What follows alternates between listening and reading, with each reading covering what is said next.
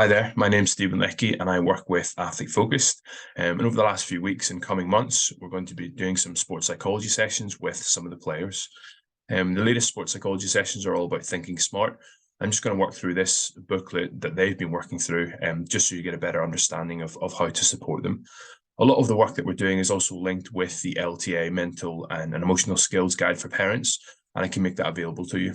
But largely, a lot of the exercises that we do and activities will link to some of the key thoughts that are in that booklet.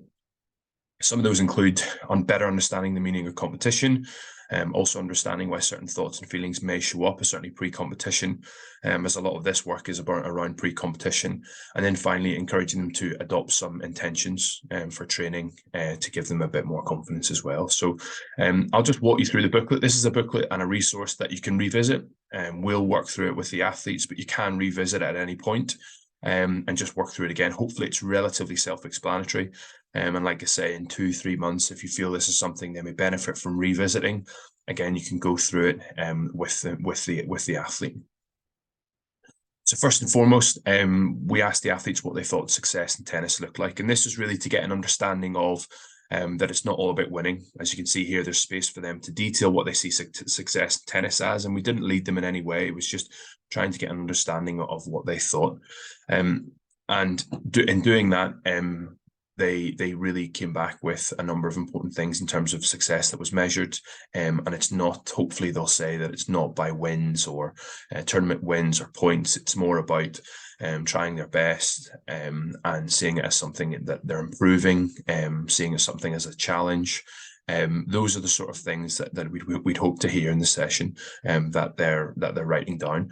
So again, having a quick discussion with the athlete and with your child about what success in tennis is all about. Because if it is, and if they do really get into that mindset of it's all about winning, and again, this may become more frequent or more intense closer to a competition. But what we can do is try and focus on what matters to us, and we're going to dive into that a little bit later on, because it's really unhelpful to focus on the outcome and be outcome focused. It's more about the process of getting better, improving, and enjoying their tennis. Hopefully, those are the sorts of things that they're going to say, because that's a really healthy understanding of success. And in doing that, if they understand success in that way, the tournament wins will come as a result of that. But it's definitely focusing in on this process.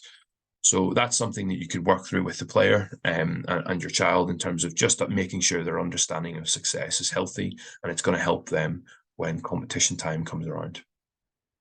So I've said here, in terms of results and outcome maxes, it can actually increase our chance of losing. And we will work through as well just an understanding of sports psychology. And I think this is useful to do at any point, just to ensure that they have, again, a healthy understanding of that yes, it does work, but it takes time. It's not something that you can just do once. Like anything in life, you'll have to commit to it. You'll have to keep trying with it and have to endeavor and persevere. So I think that's something that's really important as well, to just ensure and get them on side, I guess, with some of this work before moving through the rest of the document is that this stuff is important. It's going to help you achieve what you want to achieve and have fun and enjoy your tennis. And have those moments that you really look back on and enjoy. And a lot of this work can support that. So again, I think it's a helpful full box to engage with. But as I've said, we'll work through each of these with the players. And this is just to give you an idea of what they've done. Again, you can ask them about this work, and also you can, like I say, revisit the booklet in 2, 3, 4, 5, 6 months' time. You can print this off if you think it's something that would be useful. And again, hopefully everything within this video and the booklet itself is self-explanatory. So we've painted that picture of a healthy understanding of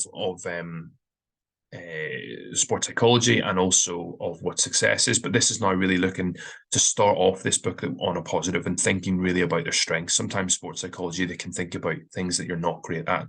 But we really want them to think about their strengths and even making those strengths even better.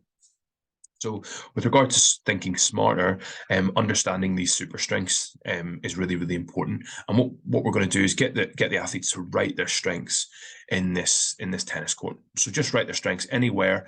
It may be something they struggle with in terms of they don't want to come across as boastful, but they will have super strengths. So really trying to tease out some of those super strengths is really, really important.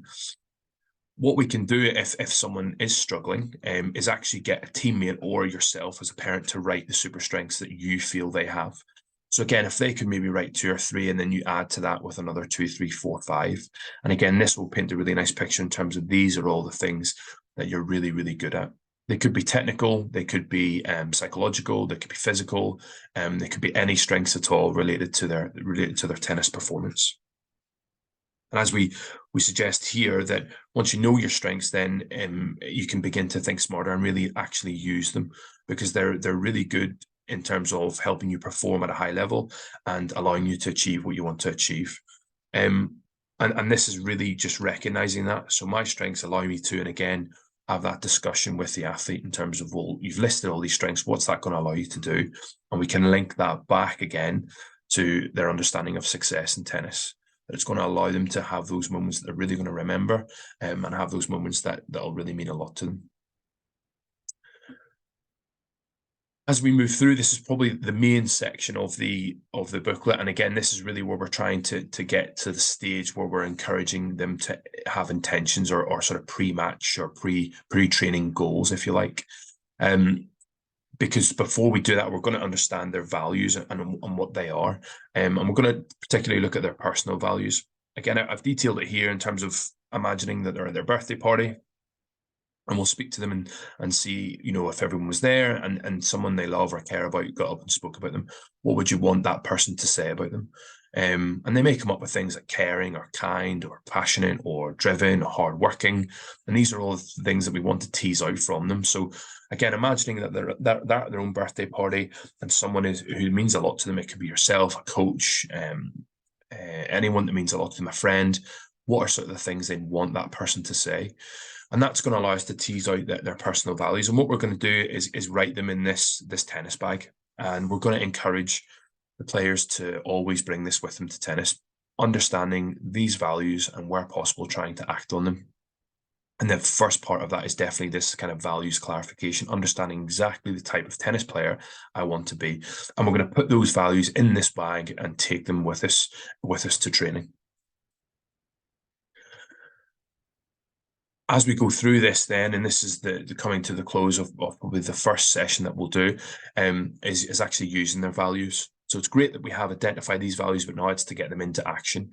And we're going to speak in terms of towards and away moves. Towards moves is actions that are consistent with that value. Away moves are actions that are inconsistent. And we'll get into think of a value in particular, for example, maybe being kind. Towards moves might be, helping my sister with this, helping my brother with this, speaking nicely to teammates. Away moves might be getting frustrated at training, getting annoyed at training, not listening to a coach. Those are sort of the away moves. And it's really important that we get them to identify both, because then they can notice that they're actually moving away from, I guess, the intentions and the type of player that they want to be, that we've actually described earlier, because that birthday exercise really strips everything back for them and really outlines what kind of player do you want to be. So these towards moves are really, really important.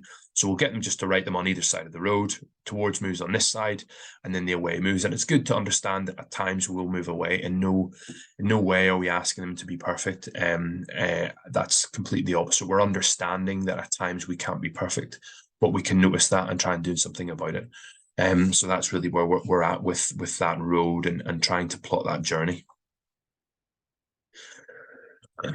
And that's really where we get up to with regard to the first session. It's something I think, with regard to doing this, if you wanted to at a later date, with some of the players, is a natural stopping point, because then it can be revisited in a few weeks. Like, how did you get on with your towards moves? How many towards moves did you make this week? How many away moves did you make? I think that's really, really helpful, to speak about their values in those sorts of way, and always just check in to see, well, how are you getting on? Are you being the tennis player you want to be? And this is another great exercise. So if we had spoken about it in a few weeks' time, the next session we'll really look at this, and this is just a real check-in point. We'll pick 2 values with the players. Could be being kind and being hardworking, could be the second value, which would be down here. And really, it's just going to be a dartboard that the players can basically put an X on. As you can see here, the details of that are here. But if they've really nailed the value, they've really been hardworking, they're going to put an X, very close to the bullseye or in the bullseye. And if they haven't, it's going to be maybe on the outskirts of the board. So I think that's a really useful technique just to go through and again, make the player understand, well, how have you been doing, and get them to reflect that actually maybe I haven't been great over the past few weeks, or maybe it's been a great few weeks for me. I've really enjoyed my tennis because I've been living these values, been trying to push them, and take that as a real, I guess, point of learning that if we live these values, usually good things happen. We enjoy our tennis, we have fun, we see it as a challenge, we get better, and ultimately that maybe brings us the success that we're wanting. So again, a really useful technique just to bring up their awareness of their actions, and also we can start to then think about some of the thoughts and feelings then that influence some of these values. Again, if they're talking about certain thoughts and feelings that they find difficult, that's things that we'll speak to in the next couple of sessions or the next block of sessions. As well. So it begins that conversation of becoming aware that sometimes my thoughts and feelings get in the way of me doing and being the person that I want to be and doing the things that I want.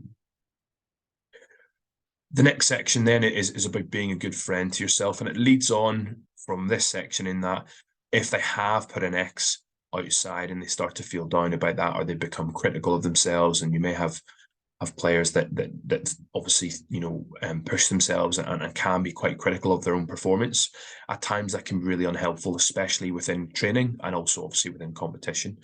So if they have put an X here and they're feeling quite critical and down on themselves, it leads us into this next exercise, and this is something that hopefully they'll employ throughout, and actually can be an intention for them going forward in terms of practicing this a number of times at training. Just thinking about times when they haven't been good to themselves, and really to do this, it's about thinking about their worst performance, and that's not really a nice thing to do, I guess, in terms of thinking about your worst performances. But hopefully some of the things that they come up with: I'm not very good at tennis, why are you doing this, you're terrible. But it's really getting them to dive in, even though it's uncomfortable, into their sort of worst performances, and thinking about, well, what does your mind tell you? And they can write them in these speech bubbles. After we've explored a bit of that with the players, we'll then get them to think about, well, what if your partner was in that situation, your partner's playing really poorly in a doubles match? What would you actually say to them? And again, what they're probably going to say is really keep your head up. It's just 1 point. Let's try and win the next point. Let's focus on this. Let's keep working hard. Let's keep chasing the ball. Again, a complete shift in the way and the kind of tone and even the language that's used. And that's really what we're getting them to identify is notice the difference between the way you speak to yourself and the way you would speak to a doubles partner. And in doing that, try to be more of a doubles partner to yourself, because it's not helpful in those moments. Yes, you're disappointed, but it's just not helpful to sort of further beat yourself up. It's better to take this approach, and this is going to allow us to be more successful in the long run, is trying to take this approach. So hopefully that, I think it's a good graphic in terms of really noticing the difference in language, and hopefully that's a moment where they think, yeah, I need to be my own doubles partner and speak to myself like that a bit more often. As we move through, this is really linking to our intentions now, which is on the last page, but we're going to just very quickly get them to explore some what ifs. And again, this is trying to get an understanding of some of the pre-match thoughts and feelings that come up, or even in-game thoughts and feelings. But we'll play the what if game with the athletes and the players. So they'll basically just come up with all the what ifs they've ever had. What if I lose? What if this refereeing me today? Or what if I'm playing this person in the next round? All the what ifs that could come up within a tournament, and also within training as well. What if it's cold? What if it rains? What if I don't train well? Get them to list all of these things in this box. And what we want to do is really encourage them to understand that that's all future. That none of that has happened. It's all stuff that might happen, or maybe has happened. What if I do that again? Nothing is really in the present, and it's nothing that you can control, because it is in the future and past. It's either happened or it might happen. So what we can do then is try to get them to understand the aspects of tennis they can control, the things that they can do, their effort, their attitude, their attendance, things like that they can really control, because that's going to allow us to then build some intentions off the back of it. So it's kind of a two-pronged approach in terms of trying to still further develop this understanding of thoughts and feelings, which will link to future sessions. But in doing that, understanding that what can you control? Not so much our thoughts and feelings, but our actions in terms of what we do and our effort levels and our attitude, our concentration levels, things like that, listening to coaches, trying our best at training, those sorts of things are what we're trying to pull out here. Because once we do that, then we can finally link them to these intentions that we've got at the end. And I guess the big thing here is trying to just make these intentions smart, consistent. You'll see here that we'll talk through I want to get better at tennis, and I'm sure they're going to all have that as a goal and intention. Although it's not a very smart, consistent one. So we're going to try and to pull that apart a bit. And we might think about this in a psychological term or even a technical term. So for example, if it was something to do with their backhand or their forehand, rather than, we can ask, well, what aspect of tennis do you want to get better at? And they may say forehand, backhand, serve, and say it is the serve. Then their intention could be related to a coaching point. So listening to the coaching points that I get about the serve, that can be their intention at training. So listening to all the coaching points about a serve over the next couple of weeks at training. We're asking a coach about how to improve my serve. And if they say, you've got to change you've got to change this, it's then doing that. It's making sure every serve is like the coach has said. One thing that may come up as well could be things like second serves and committing to second serves. And again, that can be a great intention. Commit to every second serve. And that's how we get better at tennis. So it's being a bit more specific, being a bit more measurable about it, and trying to make it timely. So it's a real specific intention rather than this kind of global one about getting better at tennis. They can also be psychological related or S&C, like trying my best in every S&C session, completing all my sets and completing everything to the best of my ability in my S&C. It could be being a good friend to myself at least 3 times a session. It could be completing my values worksheet once every 2 weeks. But these are more specific intentions that then feed into this greater goal of wanting to get better at tennis, wanting to enjoy the tennis more, and wanting to get more out of it. Again, 2 really simple intentions that they can come up with. And again, those are great check-in points for you in terms of how did you get on with your intentions today? And again, the values provide that too. How did you get on with your values today? And I think those are really important conversations to have, whether it be in the car or just before or after training, just to see, what their thoughts and feelings are. And those conversations can help them understand their pre-match and pre-training thoughts and feelings.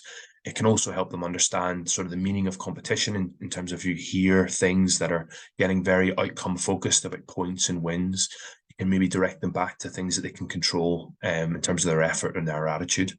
And finally, then just really encouraging these intentions to be as specific as possible so that they can actually action them. And those intentions then will lead to hopefully improving their tennis game. And these are just intentions. It's almost more valuable when they maybe haven't been able to do it. And again, dive into that. Why did you find that difficult?